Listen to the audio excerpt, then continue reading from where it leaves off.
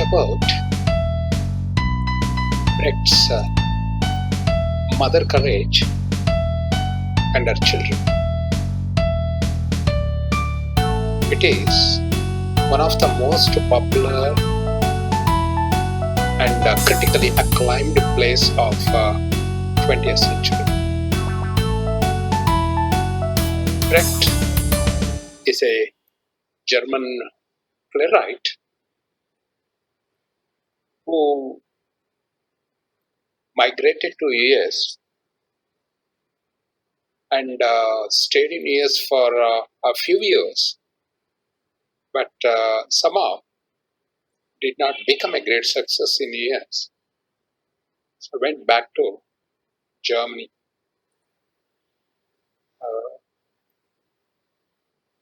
Everyone who is associated with any form of theater would be familiar with Brecht's name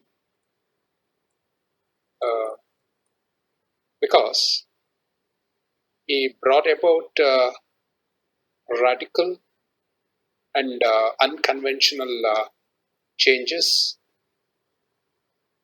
in theater. He, he was not only a playwright but also a director. He directed many of his own plays.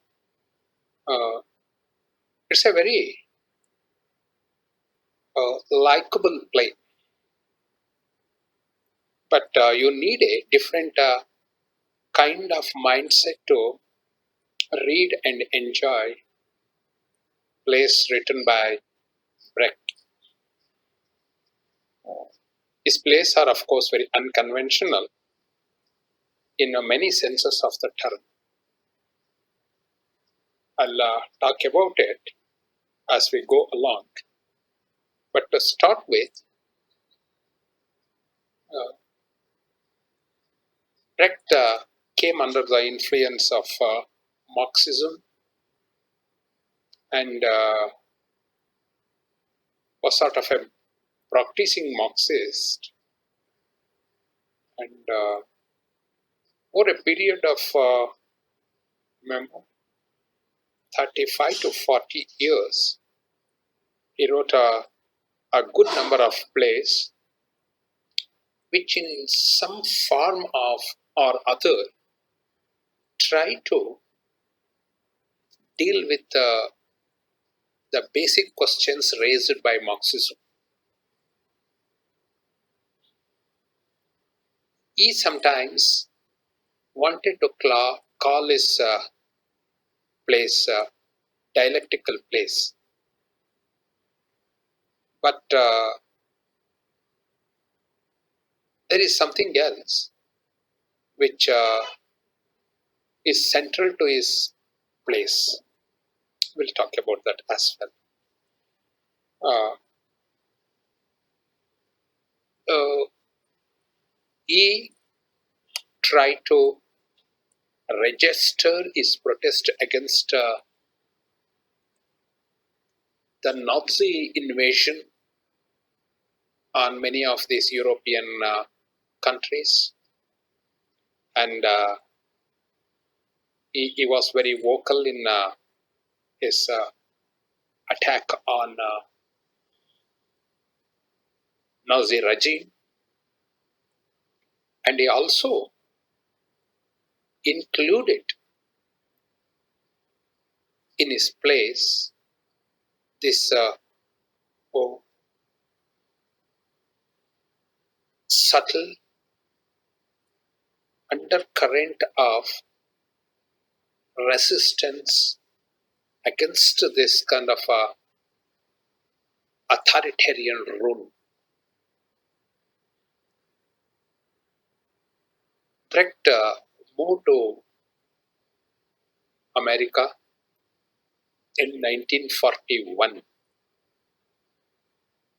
He tried to produce many plays. He managed to produce many plays, but did not become a very successful playwright. Somehow remember the one who had succeeded in Germany, in rest of Europe, somebody who had become an international figure, failed to impress upon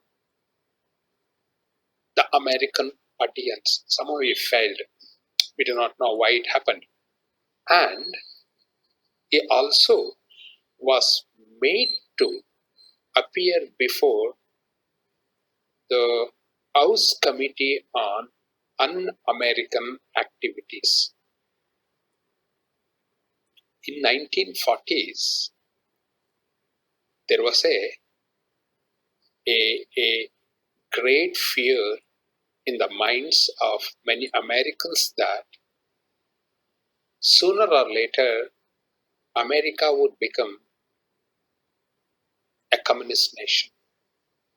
Sooner or later, Russia would run over America. And they also suspected that there were plenty of Americans who were sympathetic to this Russian cause, this Marxist cause. So, as a result, remember, those who suspected to be Marxists began to be witch hunted. It happened to many great writers. It happened to, as you know, oh, not only Brecht was an outsider, it also happened to Arthur Miller. So no one was free from this kind of a menace of the House Committee of Un-American Activities. They termed everything un-American activity. Anything which was not even remotely related to Marxism was considered un-American activity. And the Senate McCarthy, because it later came to be known as McCarthyism. McCarthyism, if you have, since you have studied American literature, you will have read about it, McCarthyism, which was like, remember, if you did not like somebody, if you did not like somebody's ideology, if you did not like somebody's views, perception of anything American, then you would brand him a Marxist, and you would hunt him down. So many great artists suffered because of this. Suffered because of this. And Brecht himself, who was a Marxist at heart, uh, was forced to appear before the House Committee on Un-American Activities, and he was rigorously interrogated. Somehow they did not find any concrete evidence to prosecute him, but still it left him heartbroken. And later he moved back to Germany, right? Uh, See, Brecht uh, was an extremely talented artist, and his talent uh, was, in a sense, uh, given a proper channel by his becoming a Marxist in theory, right? Not that he was part of any uh, Marxist activism. No, he did not participate in any political movement.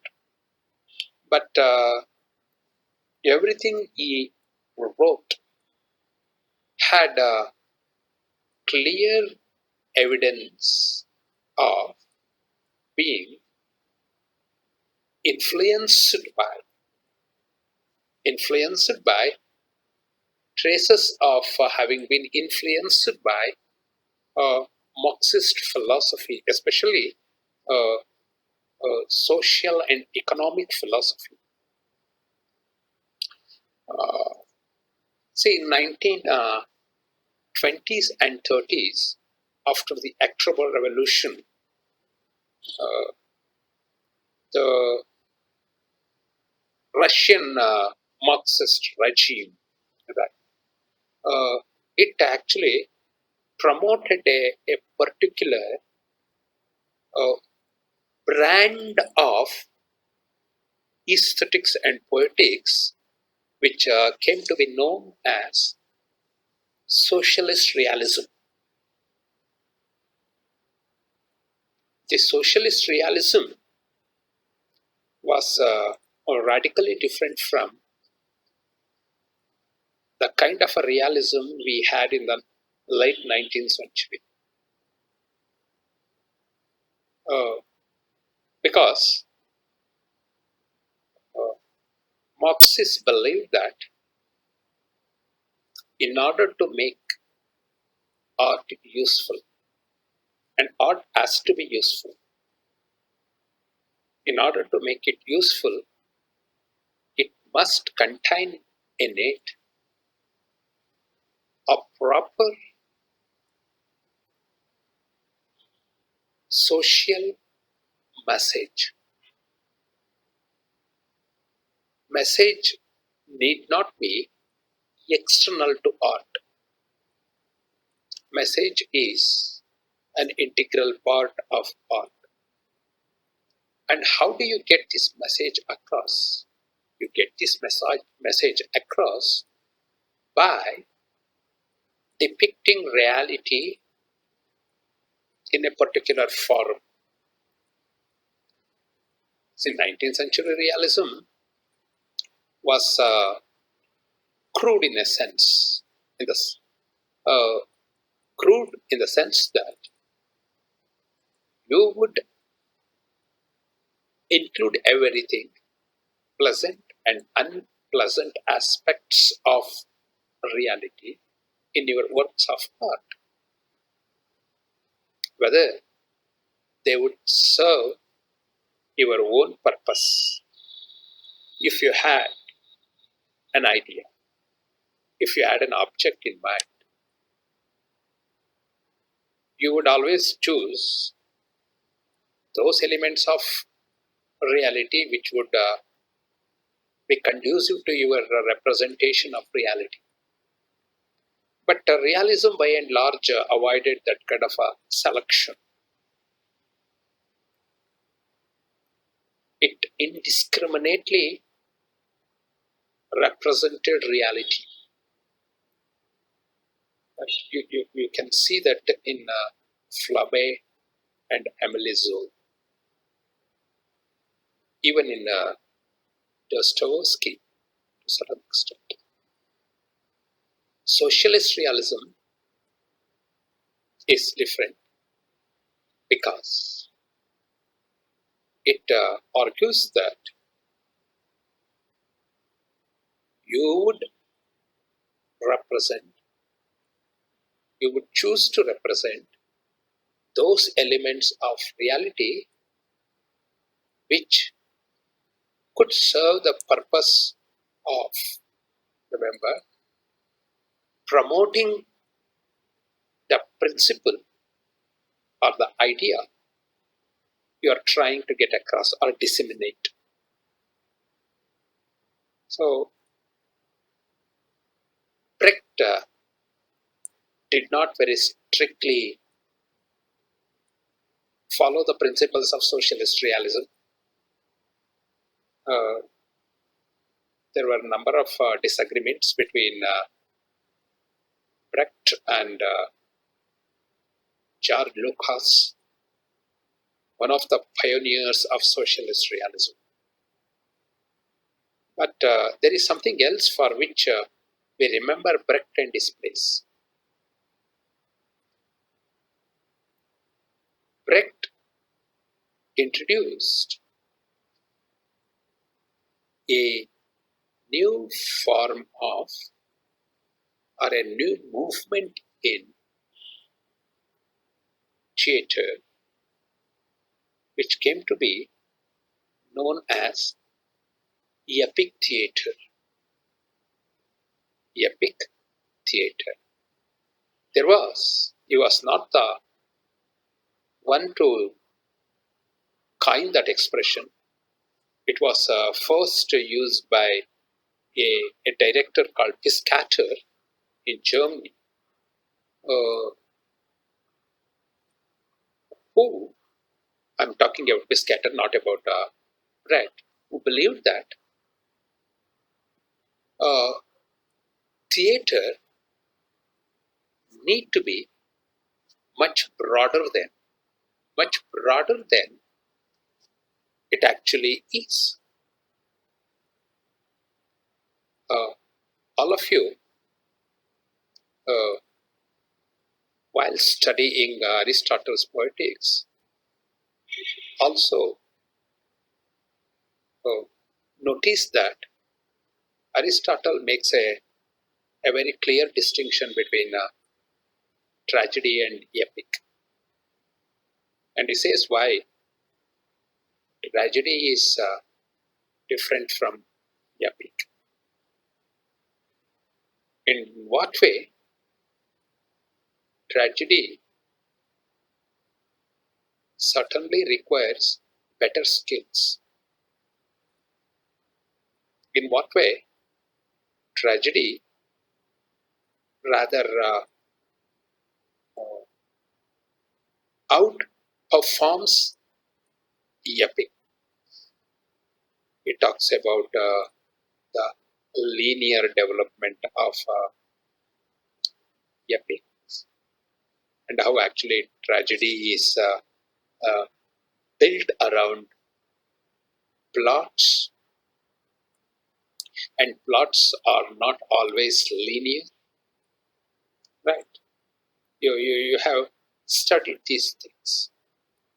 But for the first time, Germans, these German theater practitioners, trying to bring these two genres together, fuse them, tragedy and epic. How are they trying to do it? Oh, the expression, as I told you, is epic theater. When Piscator introduced that expression, what he meant was that he would go for much broader canvas. He actually built huge theater, huge structures, right? And he introduced a number of new techniques, a number of techniques which were made possible because of the the new inventions, right, including projectors and other equipments. But when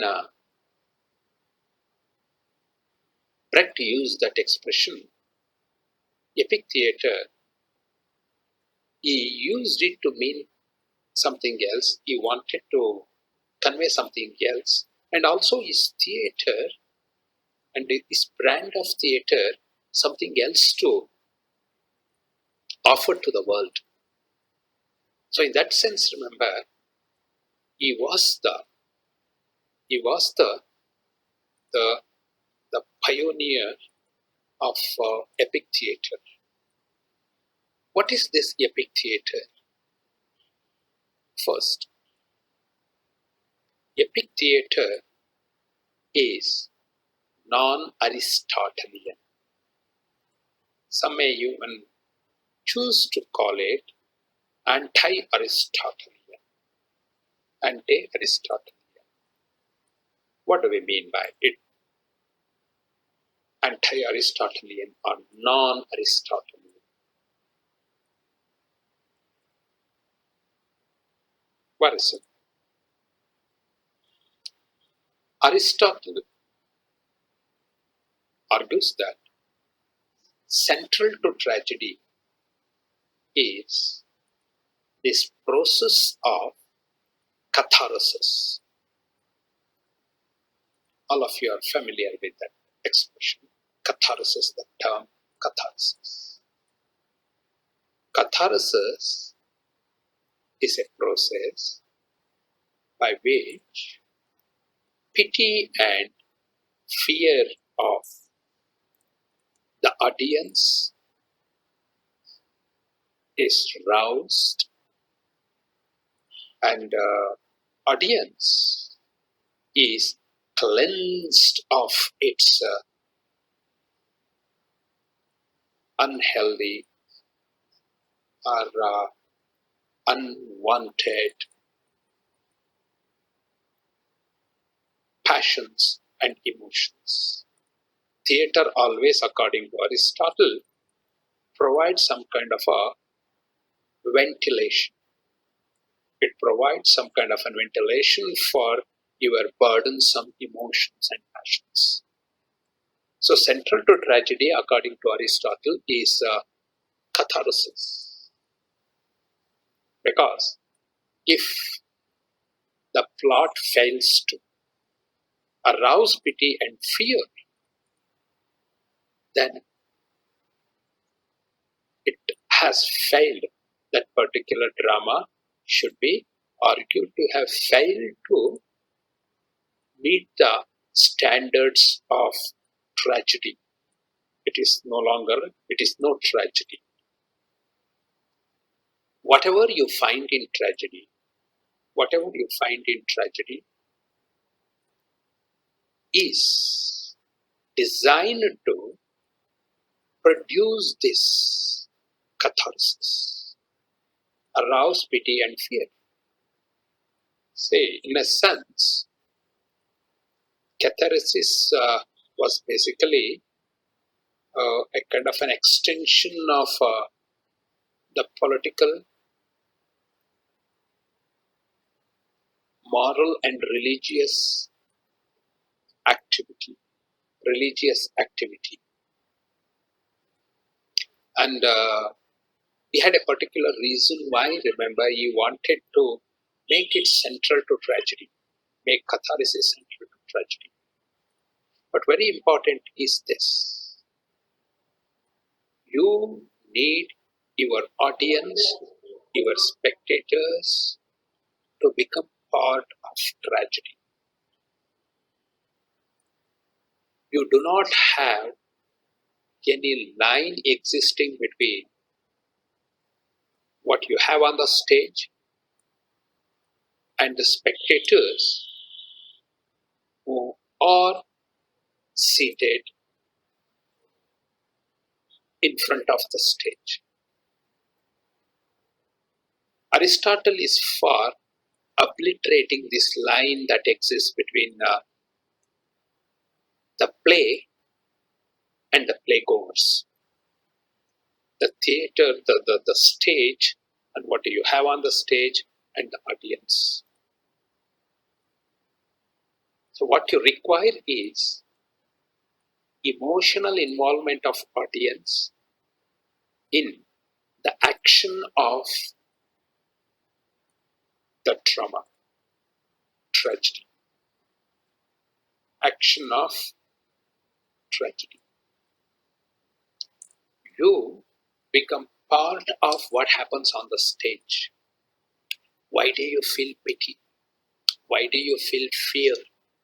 Why do you associate yourselves with the main, the characters on the stage? Because unless there is this kind of association, unless there is this kind of involvement, there is no way you can end up being cleansed. There is no way you can now catharsis. If you have no catharsis at the end of the day, then what you saw was no tragedy. So, when can you be certain that you have been to watch a tragedy? When can you be certain that you have witnessed a tragedy? Only when, remember, you find yourselves relieved from these turbulent emotions. So that is central to Aristotelian poetics. You're all familiar. Brecht, on the other hand, believes that this line of thinking itself is defective. You do not need, as a playwright, as a director, you do not need any kind of involvement of emotional identification and involvement of audience. Because in Aristotelian theater, you need to suspend your faculty of reason. You are not going to ask any questions. You are going to suspend your ability to reason. It is an emotional involvement. You are solely dependent on your heart. And tragedy is centered around, Aristotelian tragedy is centered around your heart, not around your intellect. Brecht says, I have no use for that kind of politics. I have no use for that kind of dramaturgy. What I want audience to be rational. I want my spectators to be able to continue to think even when they are in a theater. You are not going to simply dismiss your faculty of thinking because you are in a theater. I want them to be aware of the fact that they are in a theater. I want them to be very clearly aware of the fact that they are witnessing a play. And I want them to keep their wits about. So there is no room for suspending your reason. There is no room for identifying yourselves with the characters. Why we do not need such spectators? Brecht says, I want people to learn. I want people to be enlightened. I want to get across a particular message. And what kind of message you can give to the people who are emotionally blinded? Those who are already blinded, those who are unable to see reason, these beguiled people. I need people, I need audience, I need spectators who continue to retain this ability to discriminate, see good from bad, rational from irrational, right from wrong. And how can you do that when you are wrapped in emotions? How can you do when you have already chosen to identify yourselves with the characters and the main action of the play. There is no way you can do that. So, how you keep your senses about? So, best thing, he argues, is to constantly remind the audience that they are there to watch a play. They are mere spectators. There is no need for them to become part of the action. So epic theater, remember, involves number of techniques. Characters in epic theater are very clear, and they make it very clear in the beginning itself that there are going to be actors, and these actors are going to play certain roles. And the actors themselves very often try to remind you. They keep themselves very clear. They constantly remind themselves and also remind the audience that they are not characters. They are actors playing certain roles. When you have this character, for example, of Mother Courage, the one who acts as Mother Courage is not going to simply identify ourselves with Mother Courage. No, she constantly reminds the audience that I am such and such a person, and today I am going to play this particular role, and never confuse me. My identity is different, and she is Mother Courage. And as long as I am on the stage, I am going to play the role of Mother Courage. So there is no room for confusion. You, audience, should never get emotionally involved. Emotionally involved. It's not necessary. It is not even advisable. It is not desirable. You keep there, you keep there, and you keep your ability to reason with you. That's why epic theater, they are well lit theaters. They are not like your movie theaters, where actually they switch off the lights and you get lost in the world of a movie or whatever you are there to see. You are never allowed to become emotional. You are never allowed to become irrational.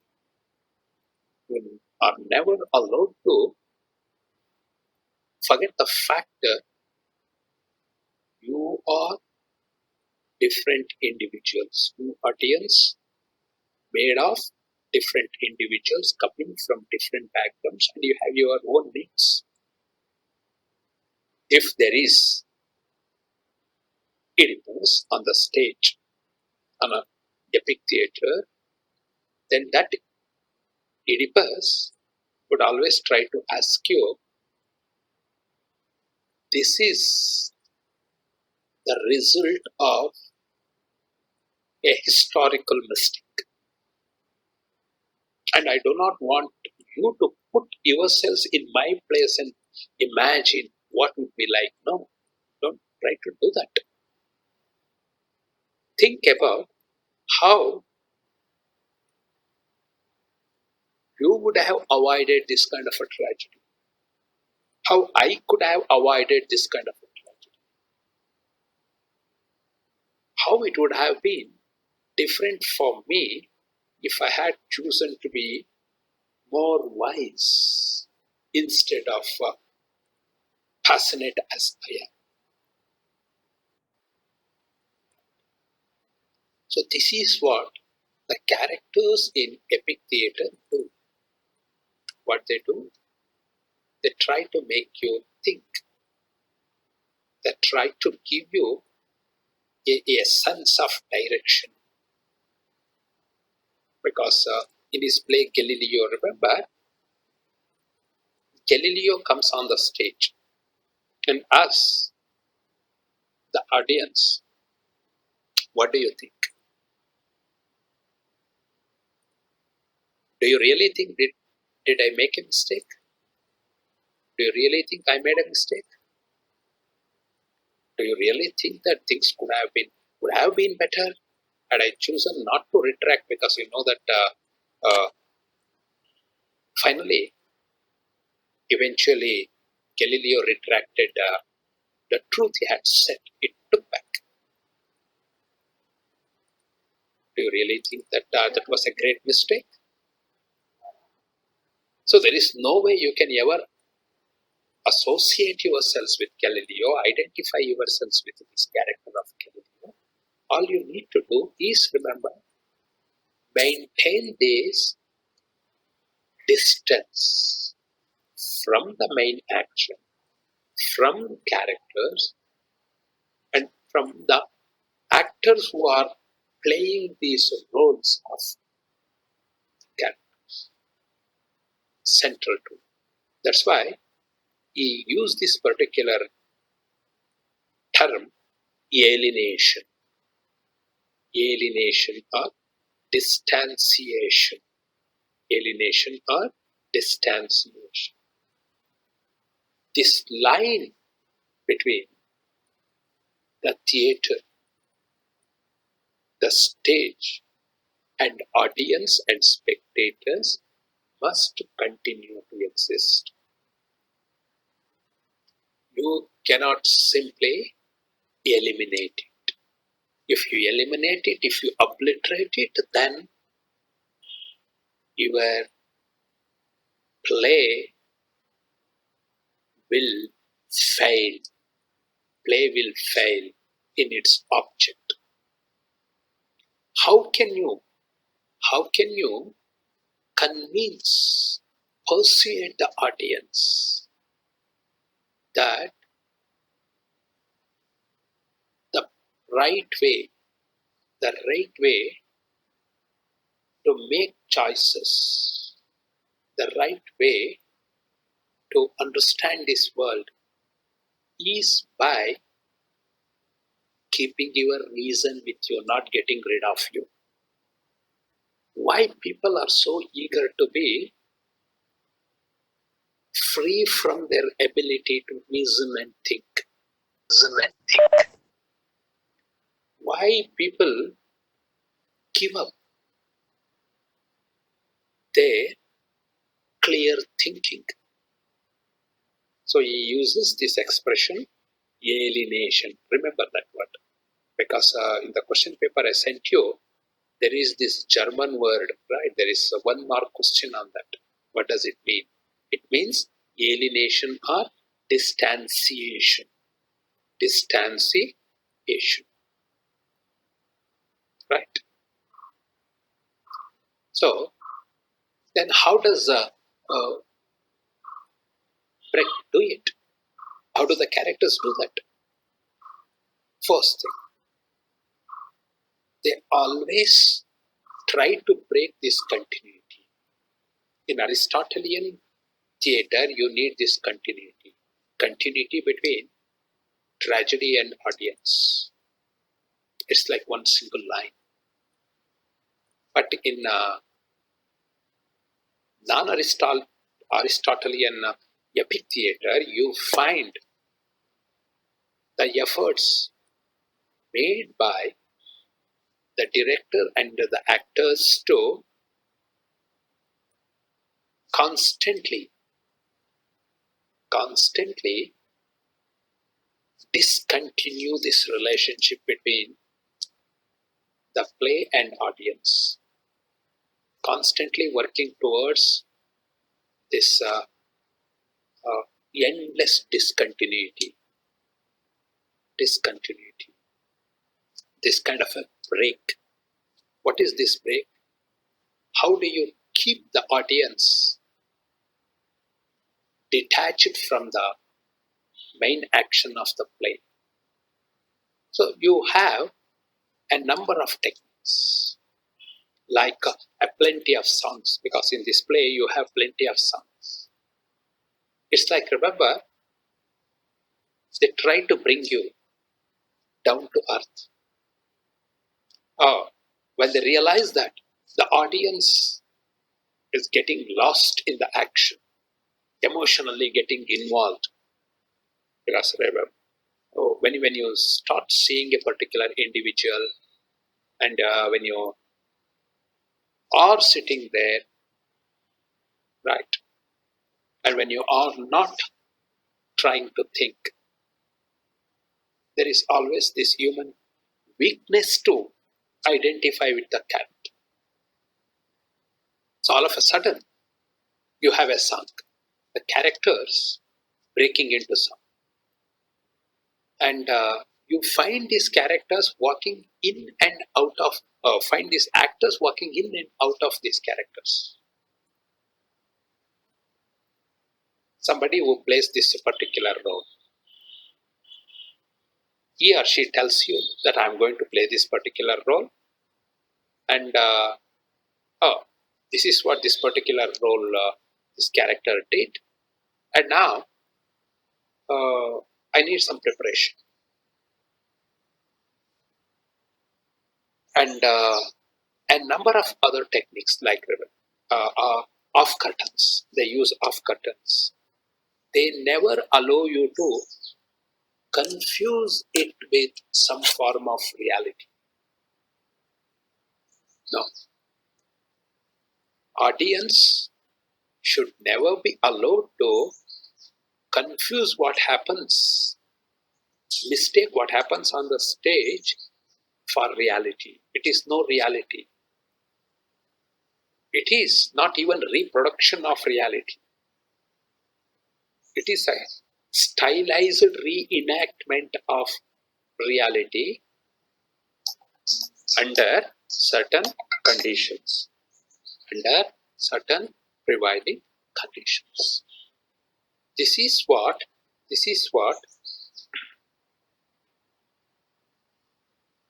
epic theater is.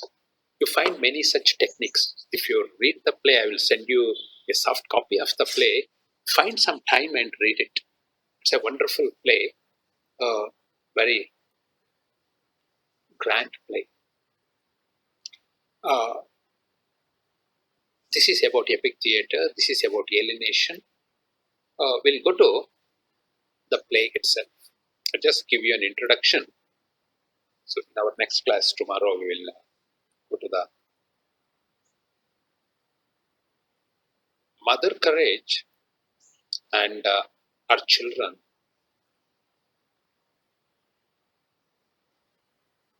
is about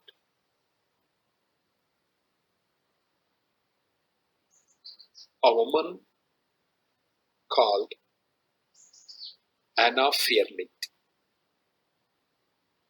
and how this woman tries to keep herself and her children alive during one of the bloodiest wars fought in human history. First, it is one of the best anti-war works of art. Anti-war work of art. It's an anti-war work of art.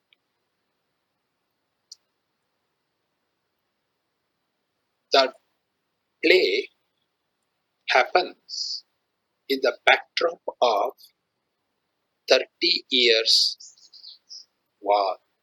30 years war. 30 years war was fought was fought during the 17th century. during the 17th century. It started in 1618 and came to an end in 1648. So it was fought for nearly 30 years. It caused a great deal of bloodshed.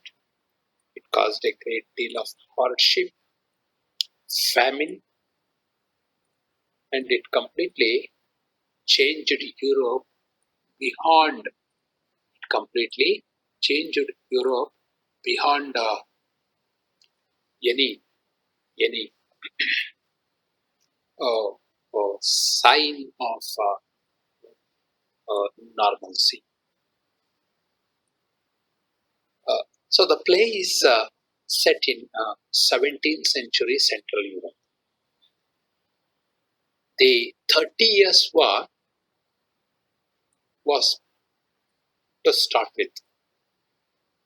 Initially, it was between Catholics and Protestants. Ferdinand II came to the throne of Catholic Roman Empire. This Catholic Roman Empire had number of small states or fiefdoms. Previously, they had agreed that the people of those regions, the states, they would follow the religion of their rulers. It was not necessary for them if their ruler was a Protestant, Lutheran or Calvinist, then there was no need for uh, the subjects of its state to follow Catholicism. So the, the states which were part of Roman Empire, they could keep their own religions. This was after uh, Reformation. But when Ferdinand II came to power, he tried to force his will on the people. He wanted the entire empire to follow one single religion, Catholicism. The German speaking people who were dominantly Protestants started protesting, and this resulted in a series of battles which went on for 30 years. Ferdinand died, Ferdinand II died, his son Ferdinand III took over. He continued the war, it continued, and one by one, many nations came to get involved in it. Right, the French got involved.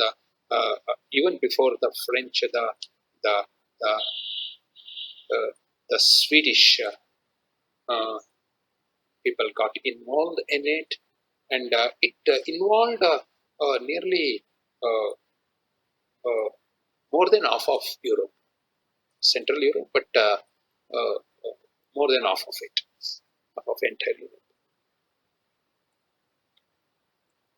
So uh, this is this went on for 30 years, but in the later years, the war uh, was not strictly between Catholics and Protestants. Protestants or Lutherans, they formed their own union. Sometimes they lost, and sometimes Catholics lost. And some of these, the Catholic rulers joined hands with the Protestants. So it was basically about who would control their regions, who would control their land, right? would control, and a lot of noble men were involved in it, because their remember, their own future was at stake, right?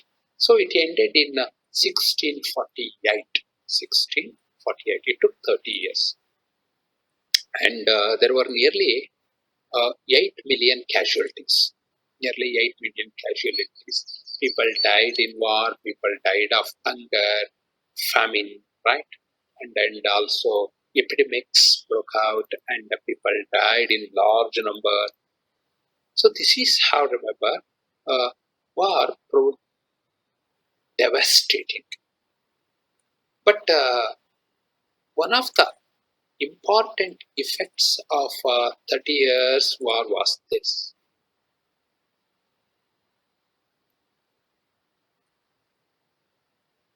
People who lived in certain in their own respective states or nations, they could not be controlled by any other organization from outside. That's right. Let me explain this to you. You know this, in the 17th century, Catholic Church controlled all the Catholic nations and all the Catholic states.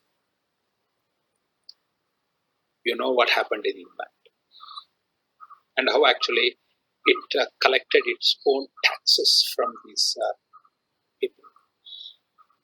So it continued to exert its authority over the people who were outside its realm.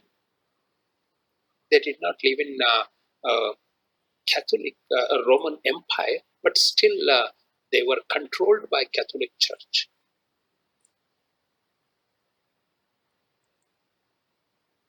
However, this war, 30 years war, brought an end to it. If you are member of a particular, if you are a subject of a particular state, then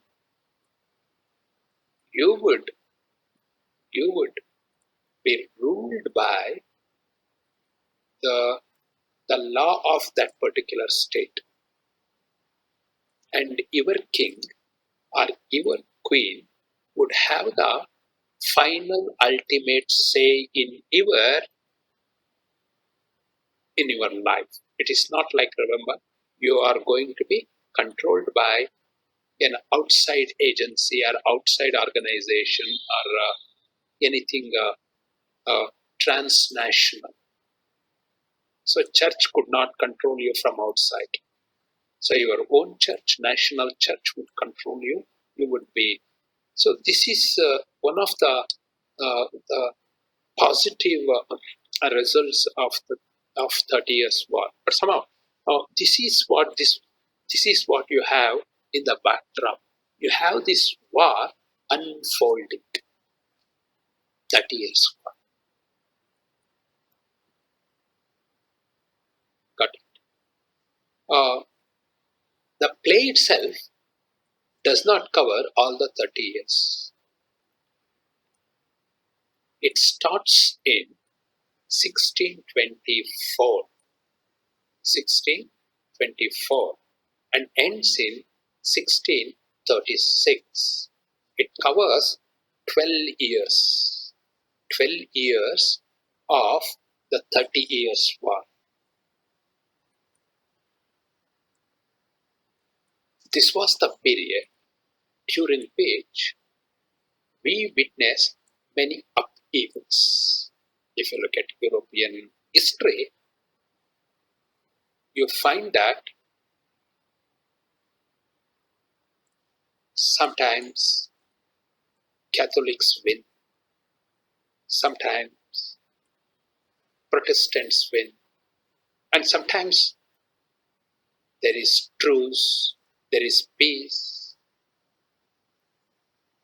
There are no clear winners, there are no clear losers. Or perhaps everyone is a loser. War ensures that everyone loses. That is the basic message of the play, if it has a message. I very much doubt it. But it is considered an anti-war play because of two things. It was written in 1939, the year in which Hitler invaded Poland and occupied it. And many believe that this play was written in response to this invasion and occupation of Poland. And that was the primary influence on the play. This is what many believe. And in the play itself, if you would like to be focused only on the play and you would like to draw your conclusions by reading what is there in the play, then you would have most of the characters talking against war in general. Not this particular war, war in general.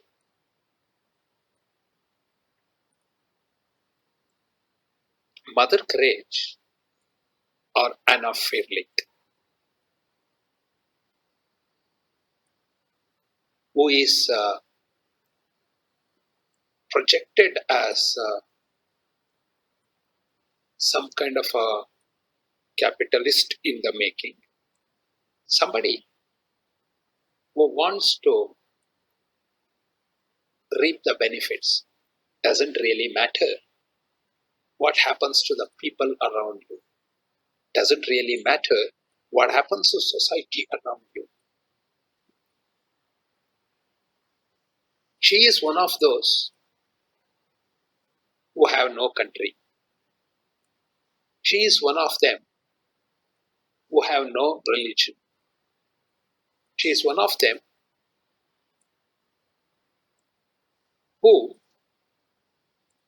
want to benefit from every crisis, every tragedy.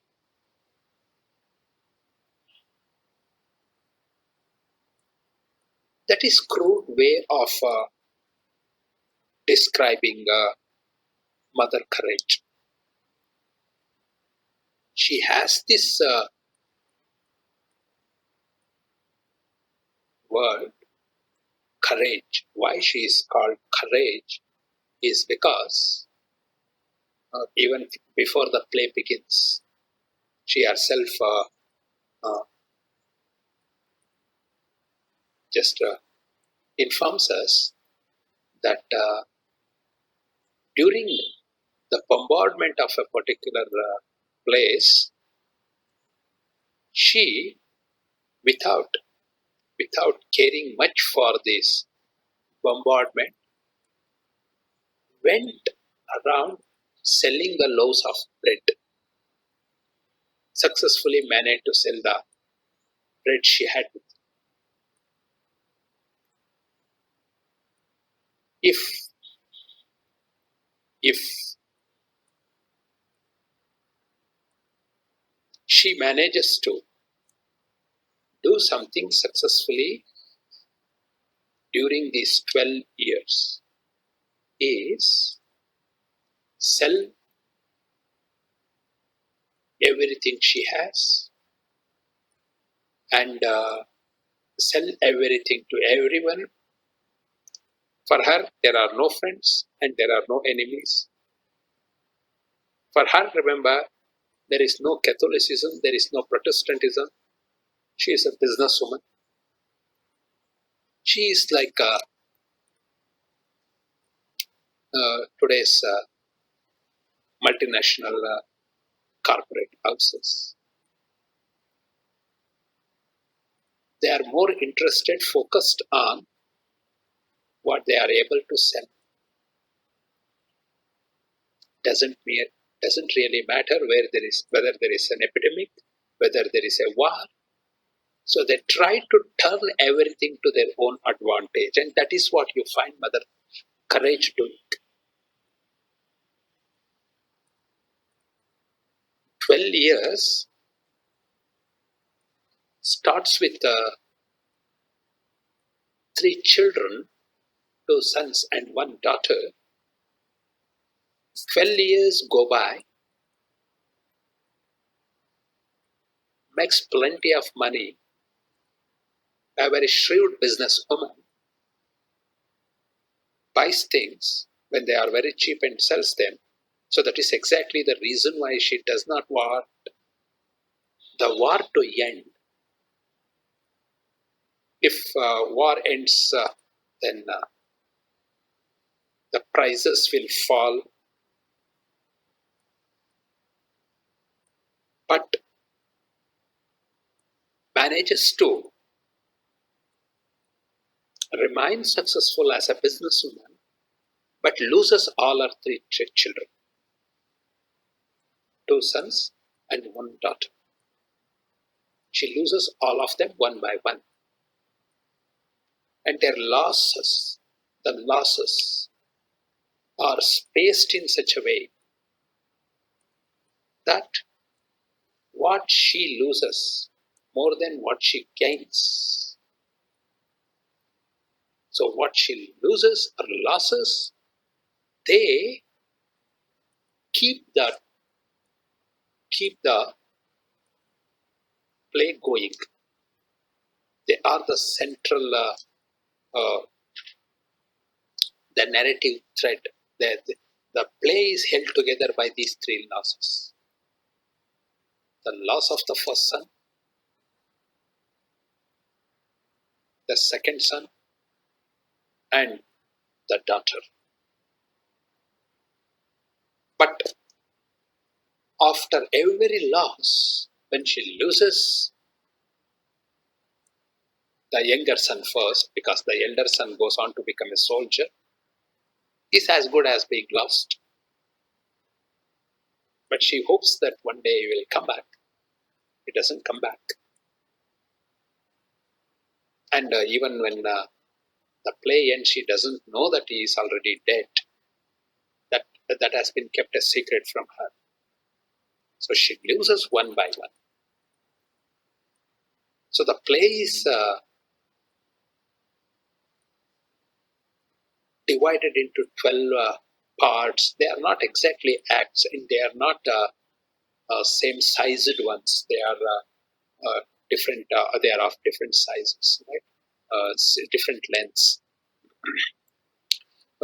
Some of them are very short. Some of them are quite long, but not a very lengthy play. Uh, Over these 12 parts, okay, that is better. Parts. You have 12 years being played out.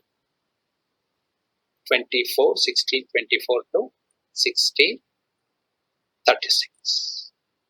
And what happens? And how Mother Courage, with her wagon, laden with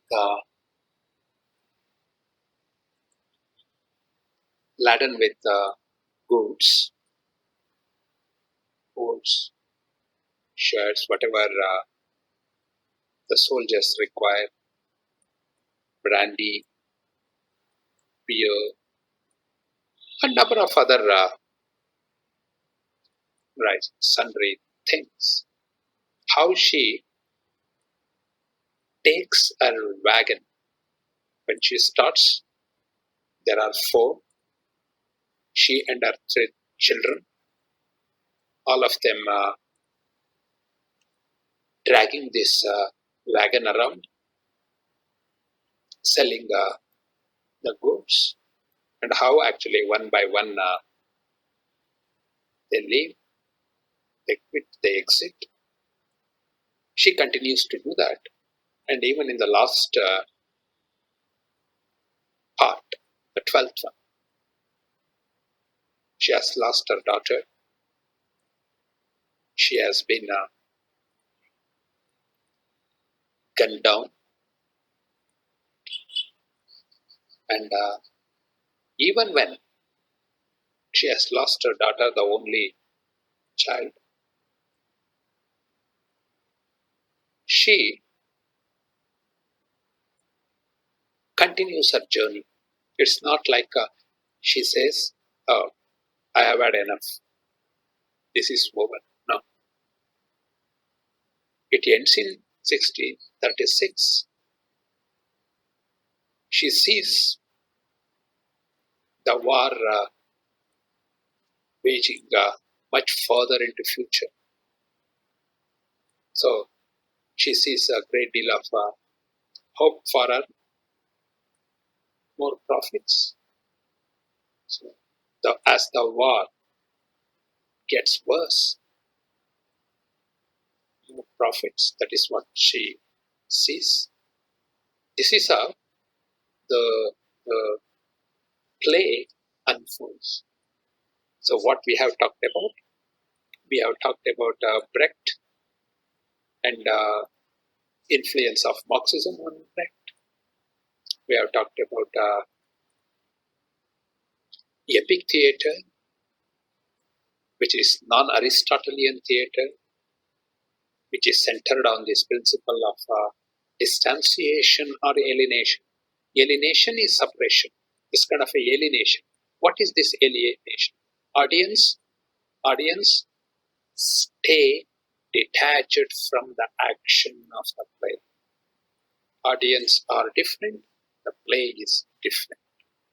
Audience only look at the play as outsiders, and they can critically analyze.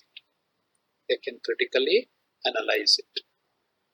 This is how, and we have also talked about 30 Years War and how actually it forms the background of the play, and how actually against this backdrop that the play unfolds, goes on unfolding. And very importantly,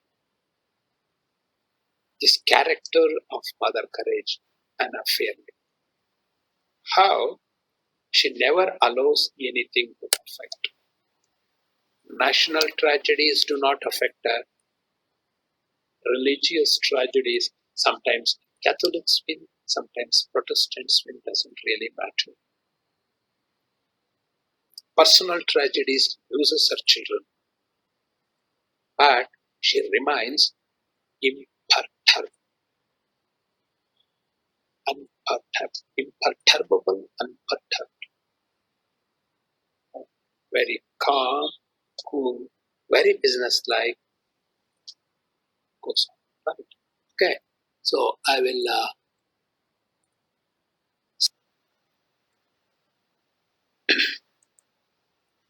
Right. Uh, if you haven't seen the play, this is the play.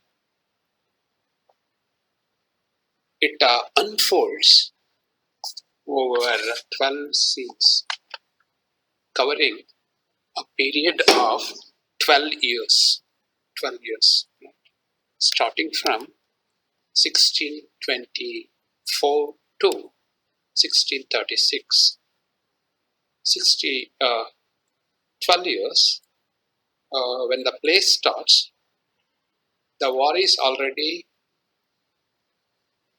into its seventh year. This is the point at which the action begins. What happens over these 12 scenes or parts, they are just numbered. You call them scenes, you call them parts, right? Some texts say scenes. Brecht actually went on making many changes to this particular play, many corrections, many amendments. This never stopped because he was a director, and as he started producing the play and as he started directing the play, he discovered many technical flaws So as he discovered them, he also sought to make necessary changes so that they could be rectified. The flaws could be rectified, the defects could be got rid of. Uh, what this play is about, I told you yesterday, it is supposed to be an anti-war play. But is it really an anti-war play? It sounds rhetorical, it sounds anti-war. And this is the first impression you go away reading the play or watching it. But is it truly an anti-war play?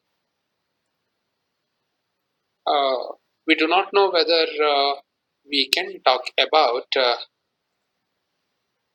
any particular text being driven by a message, containing a message which the whole play is, our whole text is designed to communicate to readers or audience. But this particular play, like other plays of Brecht, is supposedly didactic. Didactism is like philosophizing, or in simple term, moralizing. There is a message. There is a message, and that is what socialist realism always insisted on. There has to be a message. It is the message which always determines the content of the work of art for socialist realism. Then, how does that happen here? Brecht himself believed in this theory of art to a certain extent. He was not a conformist to socialist realism in toto. No, he accepted that certain principles of socialist realism held good. Uh, then what it is about? If it is not exactly about war, of course it is about war, but is it trying to say something about war? How do you understand this particular idea, this particular category of war?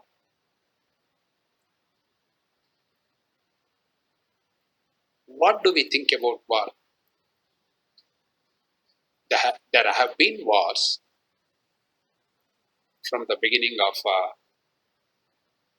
the, the world itself. No period has been free from wars. But how have we theorized war? Is it metaphor for something else? Does Brecht use it as some kind of a metaphor to talk about something else? Or as we talked yesterday, uh, this was written in the aftermath of the invasion of Poland by Hitler's forces, and how he thought that this could be the I'm talking about the German invasion of Poland. How he thought that, and how you wanted to talk about it in this particular play, Mother Courage and Her Children, was central to our understanding of war, and also central to our understanding of our relationship with our darker side. Uh, Now, war is something which is not external to our civilization. It's part of our civilization. The kind of wars you have had have always been the direct result of the kind of societies you have had, the kind of philosophies you have had. So Brecht believes that it is not it is not really useful to see war as something external to human civilization. Freud himself argued that it is an integral part of human civilization. Right? The way the unconscious is an integral part, or the, the basic matrix of human psyche. War itself is the fundamental uh, content of human civilization. It is an integral part of human civilization. Critics always argued that Mother Courage and her children is a tragedy. It's a tragedy. Why you should consider it a tragedy, uh, and why you would go away with that impression that you have been through a tragedy. You have this woman, a very courageous, gritty woman who has three children, and who is a very shrewd businesswoman who wants to see all her three children survive the war. That is one thing she makes very clear in the beginning. All the three of them are grown up. They are not small children, they are grown up. They are well into their adulthood. And how she makes all necessary efforts and takes extraordinary times to see them through war. Nobody has any idea how long this war, how long this war would last. We know it is 30 years war because we are seeing it. Yeah, we are looking at it right from 21st century perspective. The war itself, very often, the 30 Years' War, showed many signs of soon ending, but very soon these signs of hope faded away. War kept renewing itself. It seems to have a life of its own. There is little you can do to control it from outside. And Brecht wants you to understand this. You cannot see it as something abstract. You cannot see it as something which is outside you, over which you have no control, and in no way you are related. For him, It is something we have collectively produced. You and I have collectively produced this war. You and I have been equally responsible for its existence. And it is a kind of continuum of our own beings. This is what Mother Courage has understood. She does not see war as something dreadful. Of course, a few times she laments the negative effects of war, like when her daughter is attacked and injured, and later she realizes that she has been disfigured. Uh, Excepting on those weak moments, you never see her regretting war. She rather wants war to continue.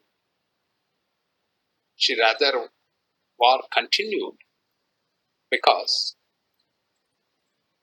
she could prosper, her business could prosper, and of course it does prosper. But war also exacts its own penalty. It gives you something, but it also takes away something from you. It's not like it's going to give you everything, or it's not like it's going to take away everything from you. It is a kind of an exchange. You get something, but you give something. Now, so when Brecht read about this comment that it is a tragedy, because that is what critics tended to see that see the play as a tragedy. He said, no, it is not a tragedy. It's about business. It's about business. No businessman or no businesswoman is ever going to lose because of war. They change themselves, they change the nature of their business, but they continue to prosper. They continue to prosper. Mother Courage herself finds it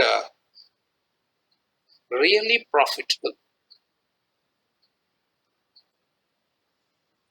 She somehow learns this art of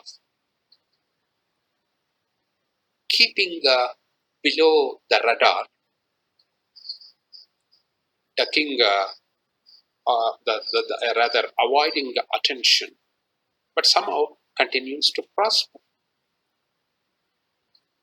Then why do you consider, why some critics consider it a tragedy? Just we'll start from the beginning. In the first scene, you see uh, a recruiting officer and a sergeant. That is what you see in the beginning. Recruiting officer. The war has already begun. It has been around for 6 years, and this is the seventh year. And how do you get people to fight on your side? How do you recruit soldiers? It is very difficult to make people draft to army. It has always been difficult. And the recruiting officer has been going around looking for people, and I also complains about the people and how treacherous they are. He tries to bribe them so that they could draft, but somehow they take money, or they get drunk and simply slip away. Right? These are the problems. But he says this. There are certain wonderful things about war. Right? The sergeant and the recruiting officer talk. Uh, they seem to believe that there are certain wonderful things about recruiting the people as soldiers is very difficult. Nobody would be willing, right? It's as good as coming home dead. So who would like to go home dead? See, other things, the glory of dying for your nation, other things come next. Patriotism is only some kind of a very abstract emotion, maybe projected as a strong emotion, but it doesn't make people simply come and join, right? Uh, but what is beautiful about war is during peace, nobody knows you. During peace, nobody knows anything about their own world. It's only during war that you start organizing your world. You start organizing your world. How do you organize your world? You start organizing your world, right, by preparing inventory, because when the war is to begin, then you start taking stock of your situation, your what do you have, and how many people you can recruit, how many people you can enlist, right, and also what kind of things you have, right. You start preparing list of everything, and you start taking a very honest look at your own selves. That is when you are forced to introspect during war, right? So that is something very wonderful about war. There are other difficulties. Of course, there is hardship.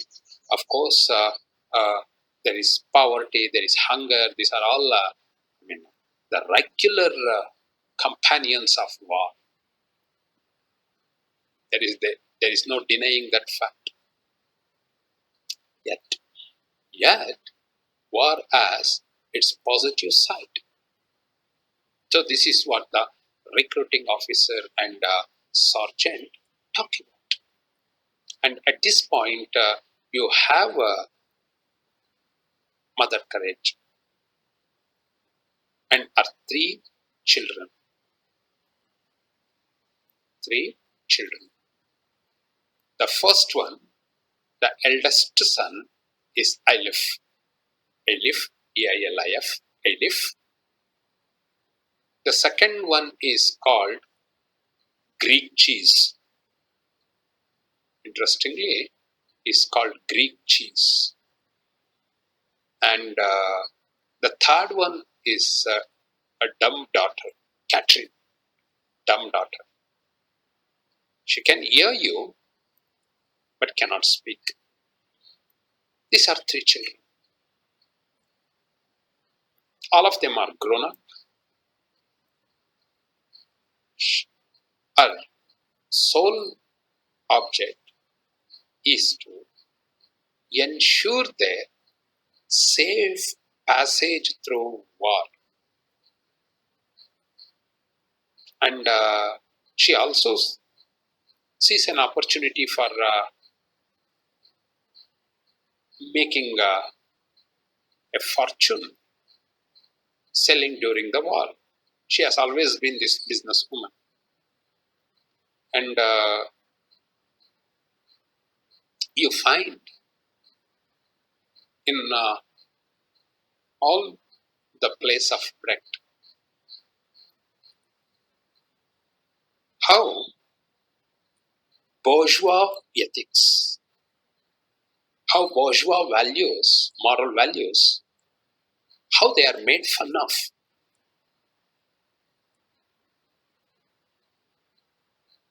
Mother Courage uh, talks about her three children. The first one is very brave. Elif is very brave. The second one, right. The second one is very right, uh, honest. The third one is the dumb girl, Catherine. She is very kind. This is what you have. One is very brave. One is very honest. One is very kind. Brave, honest, and just I'd like to, yeah. This is how it all. Yeah, Swiss, not sorry, not Greek cheese, Swiss cheese. There's this confusion. Anyway, Swiss cheese. Elif, Swiss cheese, and Catherine. Elif is a very courageous, brave young man. Swiss cheese is very honest, but a little bit stupid. Third one is, of course, dumb and very kind. Now, here you have this. All the three children are good. Is that enough? Just because you are good, are you going to survive? Is there any reason for you to believe that since you are good, you will survive in this world? Does not really matter whether it is during peace or war. Just because, remember, you are virtuous, there is no guarantee that your survival in this world is ensured.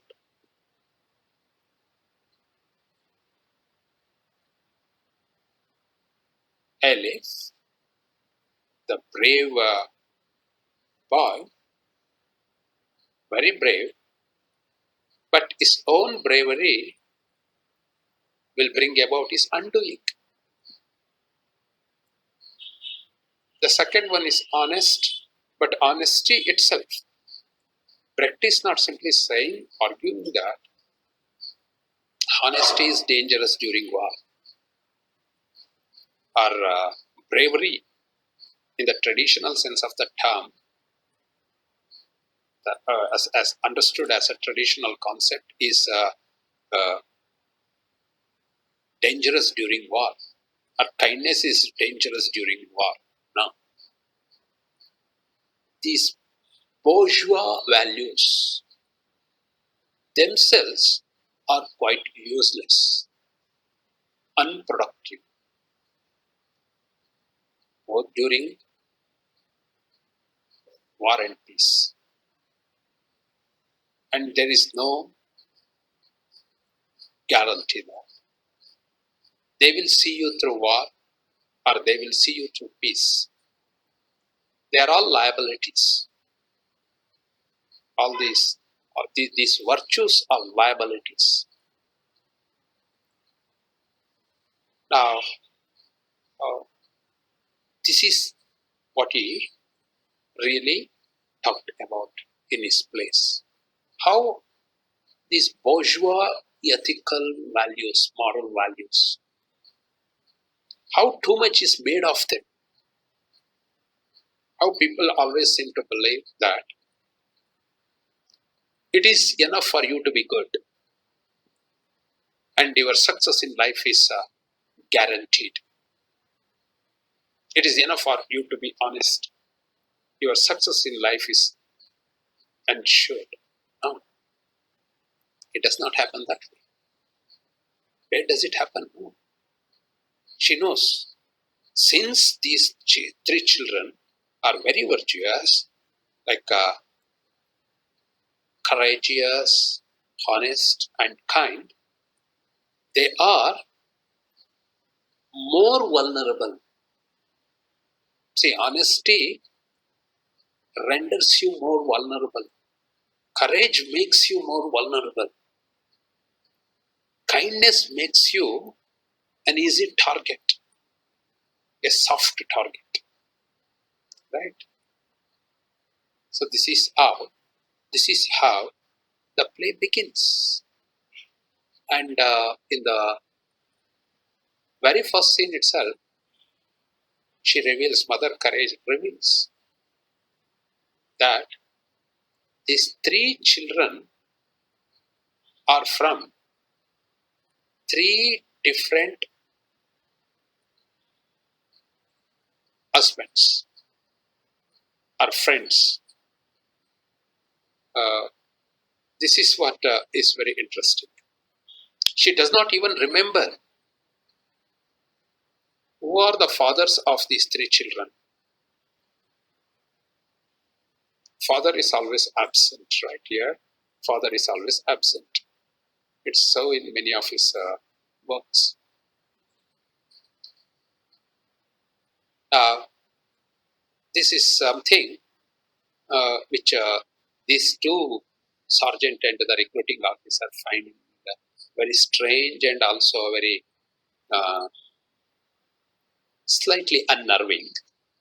But still, uh, this woman does not try to hide the fact that these three children are from two, three different fathers, and she is so confused about their fathers. She does not even remember, right? Uh, so much for the institution of marriage. So much for this idea of fidelity. So much for this concept of paternity.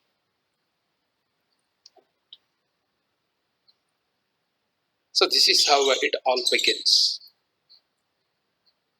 And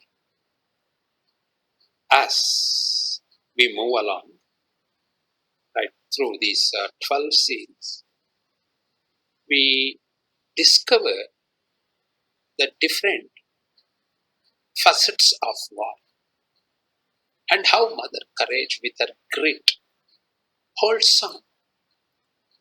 In the very first scene, Elif, the eldest one, is seduced by the recruiting officer to join the war. Right, he recruits himself as enlists as a soldier and simply is taken away. Before she realizes what's happening, she has been trying to stop these three children from getting involved in war. She does not want her children to be part of the war. She wants to protect them. She is overprotective, of course. She wants to protect them. She wants to keep them away from war. She wants to insulate them, keep them insulated from this world, harsh world. She doesn't succeed very often. The first son is simply seduced away from her. Now he becomes a proper soldier, a very courageous young man, which will bring about his undoing. Uh, Courage, of course, is good, but what is true courage is a question no one has found a good answer to or satisfactory answer to. His courage is of a particular kind. So naturally, that courage or his version of courage uh, is of course good at times, but is a serious liability during at certain times. So then you have Swiss cheese, the second son, a wonderful young man, a little bit dumb, a little bit stupid. a little bit unrealistic. Very honest. You have to be unrealistic to be honest. That's what he later joins the Protestant side. Of course, as I told you, this is a war between, to start with, war between Catholics and Protestants. And he joins the army as paymaster. He's not a soldier, paymaster. He's honest. That's why paymaster. What he has to do is disburse the salaries and other expenses. That is his responsibility, right? So you have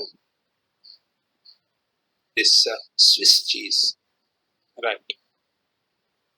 Who also, and you have Catherine, who is the last to go. She goes in the last scene. Uh, so if you ask me, this is about, the play is about how Anna Fairlink, or Mother Courage, how she loses all her children, how she loses her three children, one by one,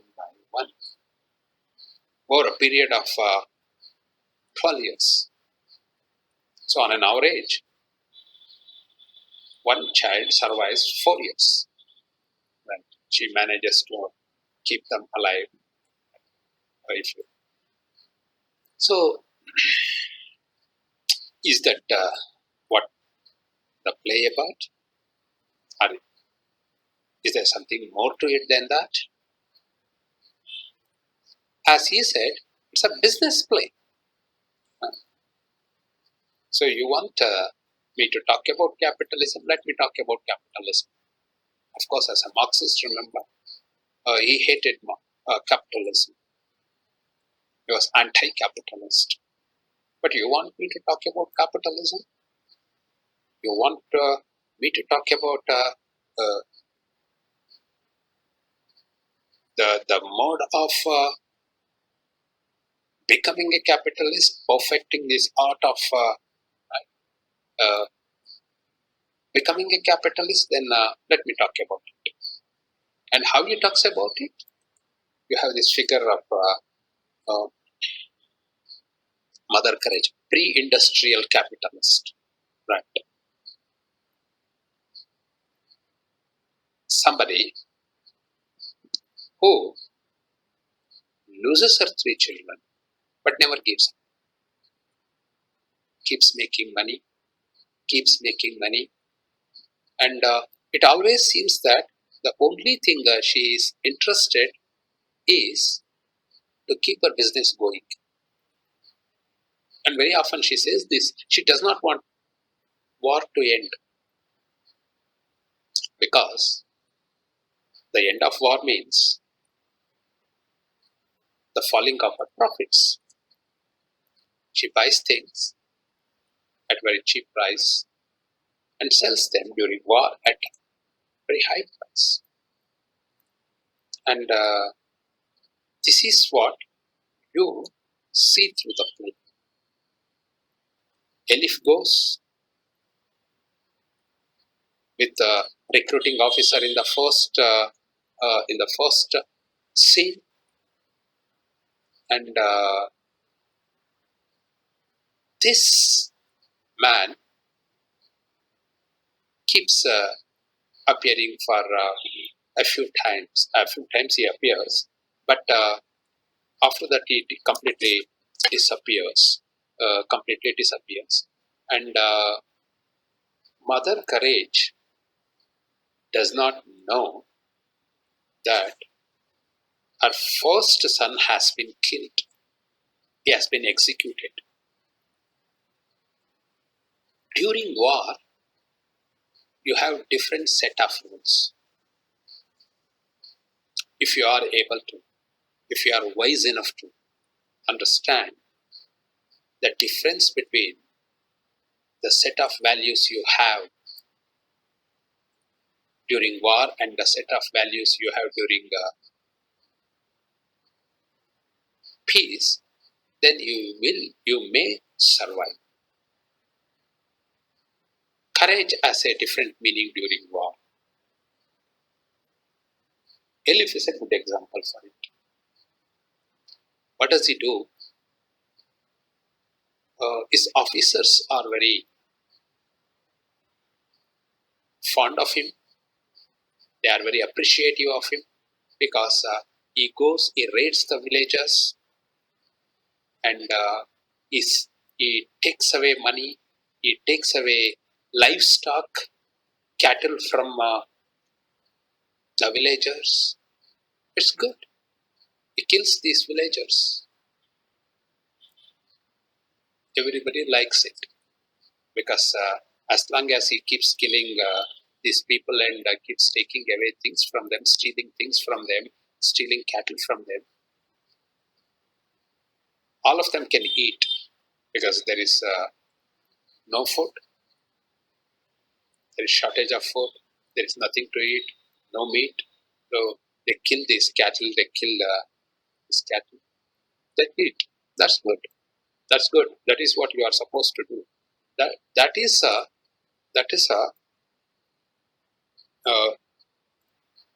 the best morals value during war. You need to do everything in order to survive. Whatever you do in itself is self-justificatory.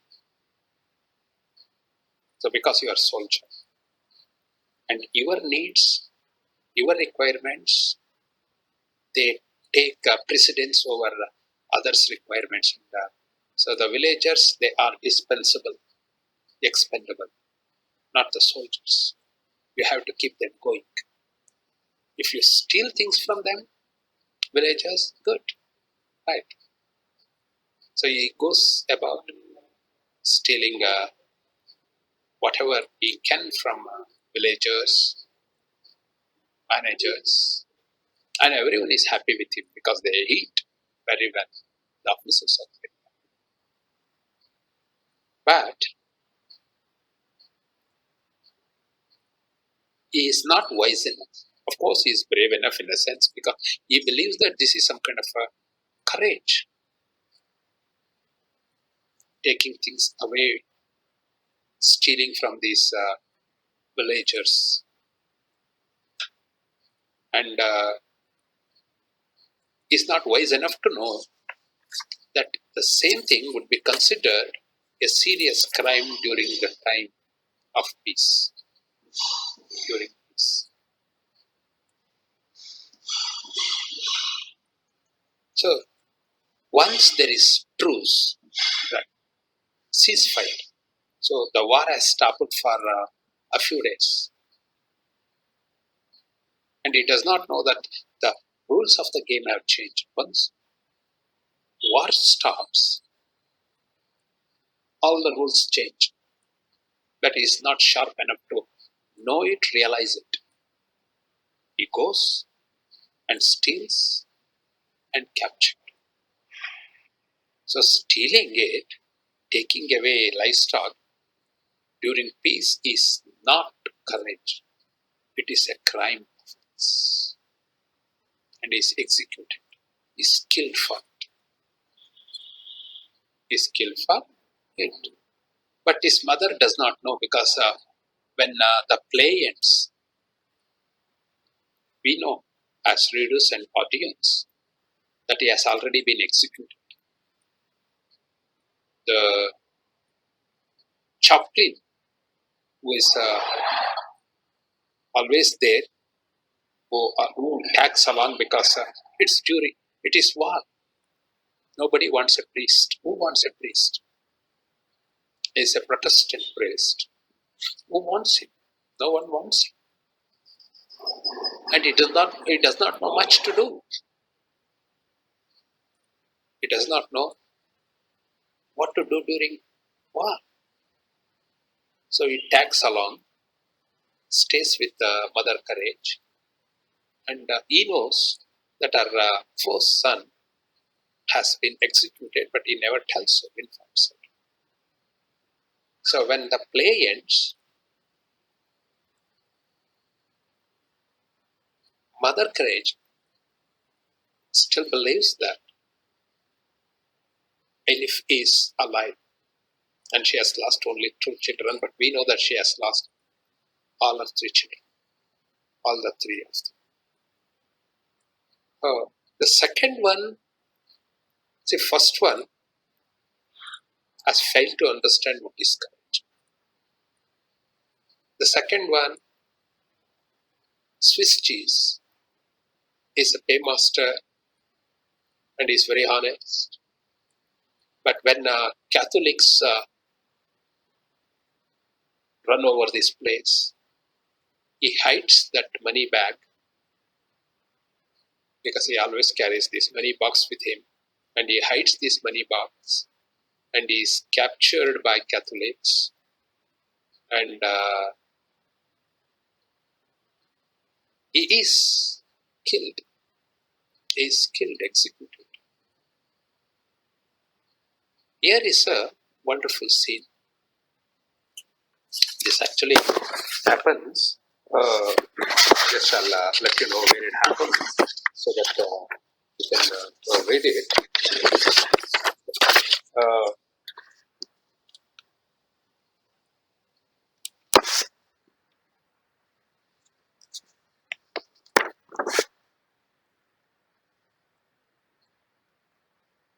Swiss cheese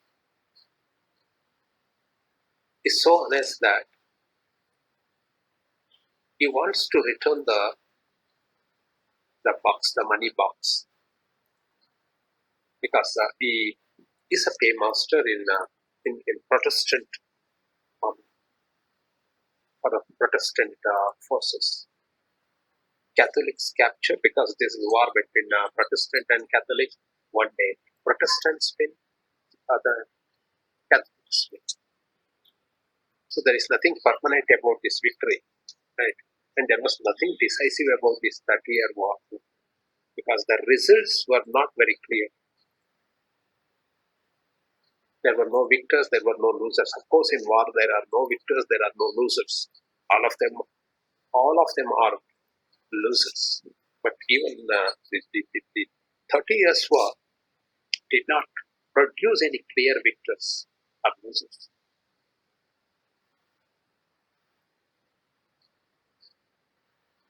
All of a sudden, see, interesting thing about Mother Courage is this.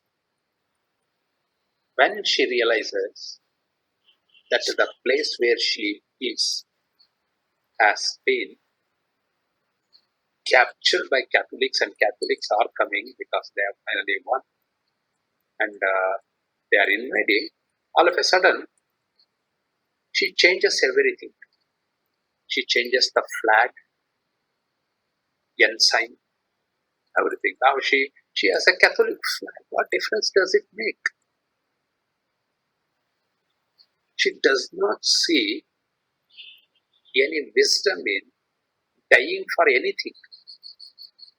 That's it. Is there anything in this world worth dying for? Is your country worth dying for? No. Is your religion worth dying for? No. Nothing in this world is worth dying for. Just matter of changing your flag. Right? Just matter of changing the prayer. Just change the prayer. You are praying in a particular language and you are praying to a particular God. Change it. If it ensures your survival, then change the prayer. Change gods. Gods are supposed to help you. And switch over to the side of the gods who are going to keep you alive. So what is harm in simply changing this particular flag and looking like a Catholic? She doesn't see any reason why people should sacrifice their own lives for these flimsy things. For her, remember, all these bourgeois values like patriotism, she sees it as some kind of a or your faith. All of them are bourgeois values. So she changes the flag and everything, and Catholics come, see them, and they think that she's a Catholic. No problem with that. She is happy with that. As long as it keeps her alive, and they capture her son, but Swiss cheese. But she does not admit that he is her son because Catholic army knows that Swiss cheese is a Protestant because he is serving the Protestant army. They kill, they execute Swiss cheese. And there is one particular scene where actually uh, they try to, Mother Courage and others try to pay some money to the one who has captured, a soldier who has captured Swiss cheese, and secure his release. Secure his release. And he demands certain amount of money. Mother Courage is willing to pay that amount in the beginning. But when she realizes that her son, she believes that her son has hidden that money box somewhere. She can retrieve it later after he is released. But when she realizes that her son, in order to protect his own integrity, threw the box into the river, into a river, then she decides not to pay the amount, the ransom to secure his release. Now, all of a sudden, look at this woman who has money to secure his release by selling her wagon, her wagon canteen, right, which that cart. But she's not ready to do that. She finally, she hesitates, and finally, by the time she makes up her mind, his son is executed. Swiss cheese is executed. Swiss cheese is the first to go. Elif has not been executed yet, but Swiss cheese, the honest son, is killed by Catholic army. And you have his mother haggling over the ransom, the sum of ransom, right? The money to be paid to them. She says something very interesting. God has compassion, right? Of course, everyone believes that God has compassion. We human beings, we have corruption. It is corruption that we can. What can a poor man do? In a world of cruel people, what can a poor man do?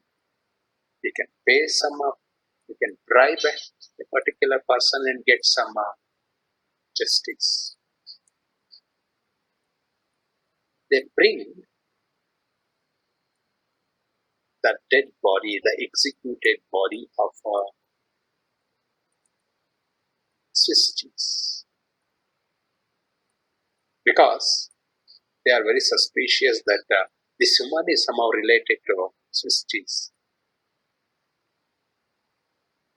So they bring the body, keep it before her wagon, but she refuses to recognize it, identify it, and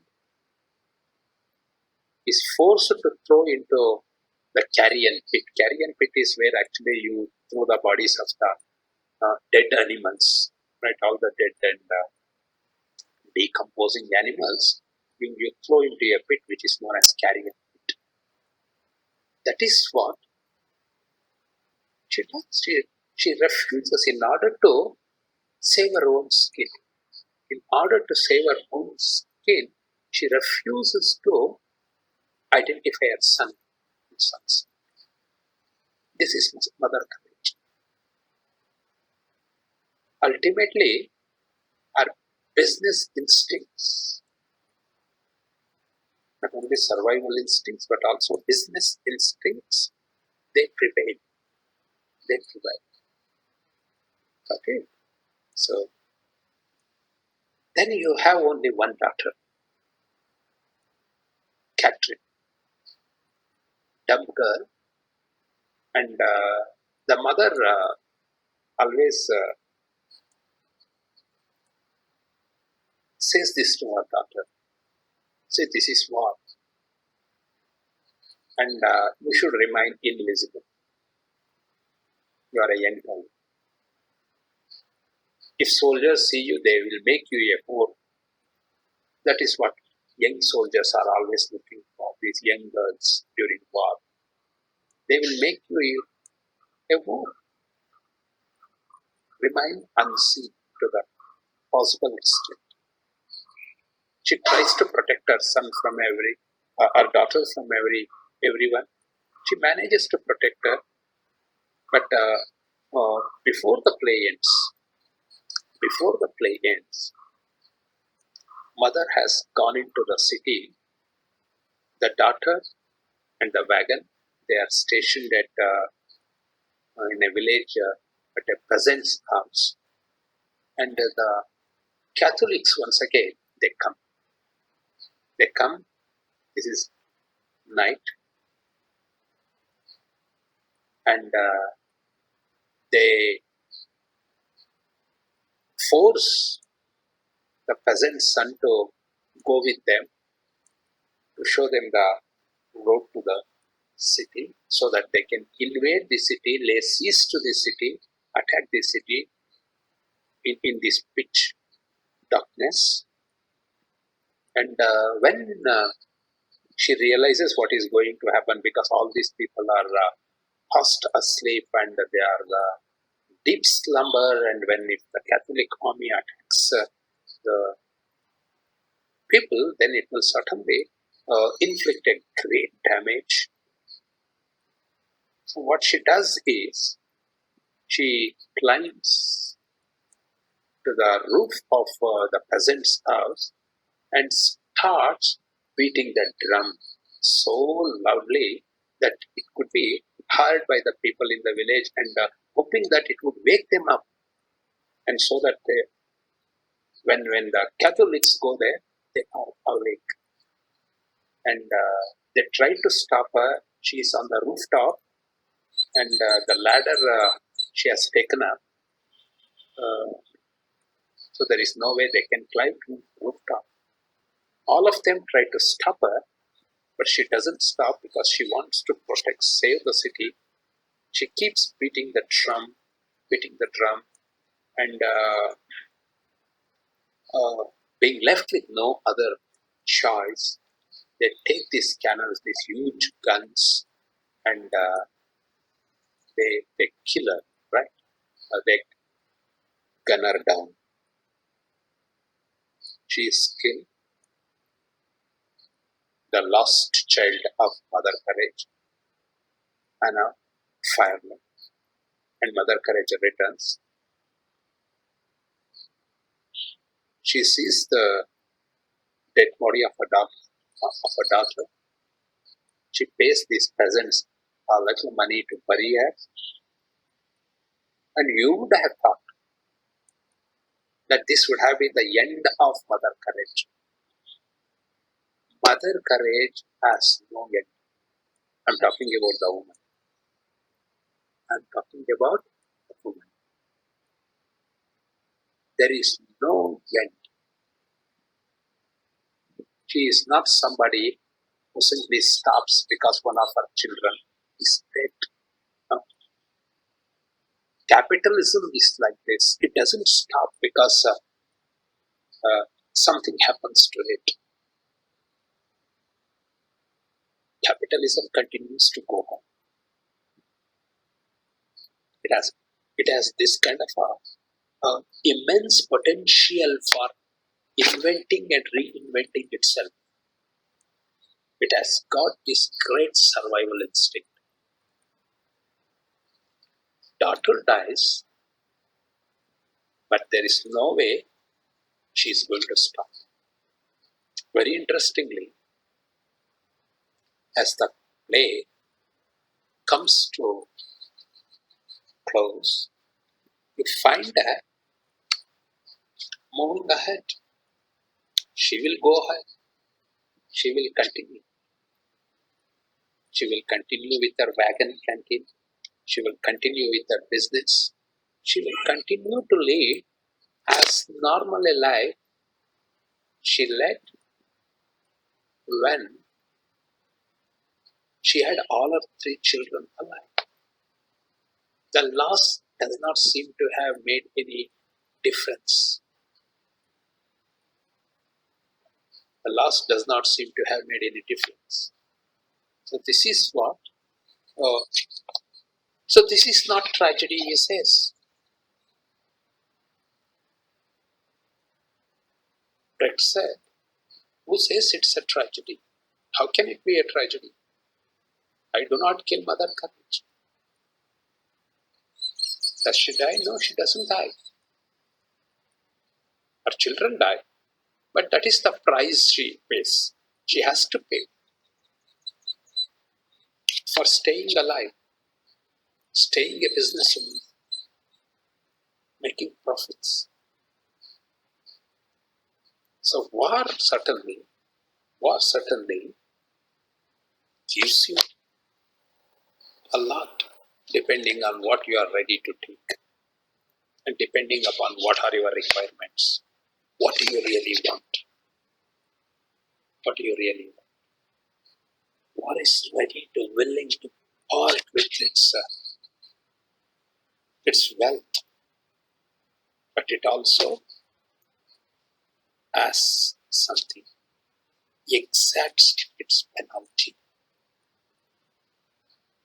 How it cannot be a tragedy? Because for Brecht, because the play is not about our children. Play is about Mother Courage. See, human civilization in this quest for for profit, prosperity, made many sacrifices. If you have this kind of a world, it is a result of many sacrifices or many losses. You may not even call them sacrifices. So this is what the play is about. Right? This kind of a instinct which keeps Mother Courage alive, and also failure to protect her children. She manages, but there are many forces at work here and they are not under her control. She controls her own life, her own personal life. See, she has a lover in the second half of the play, Cook.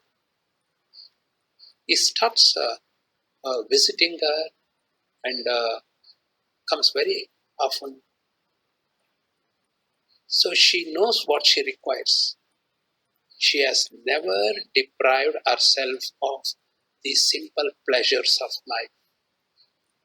She has never allowed anything or anybody to hurt her.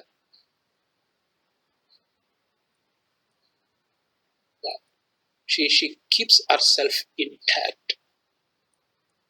Losing her children, of course, she does not think about her children. But of course, she still believes when the play ends, she still believes that her son Elif is alive and one day she is going to meet, but we know better. As audience, we know better. So this is not about war. Is it about war? How can it be about war? It is very simple. War is an opportunity. War is an opportunity for Mother Courage. she would have been equally successful during peace. So it is not a war, it is not about peace, it is about mother courage. This woman who has her own values, but also knows very well her limitations, what she can do and what she cannot do. She goes to uh, this officer and she wants to complain about how actually some of his soldiers have plundered things for her, stolen things, taken away, forcibly taken away things from her.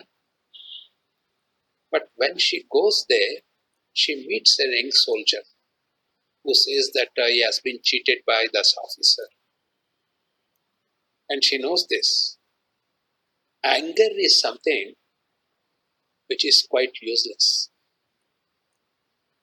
If you believe that your courage comes from your anger, you are thoroughly mistaken. And you cannot rely on that kind of a courage.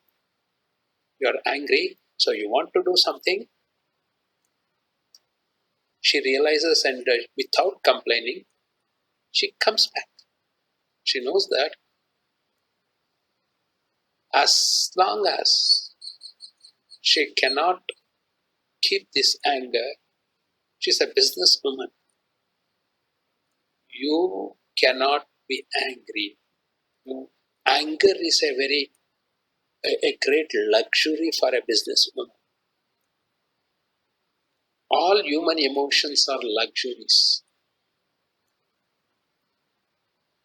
You don't you don't have to you don't have to deal with them if you want to become you had better simply get rid of them if you want to be a successful businessman or woman.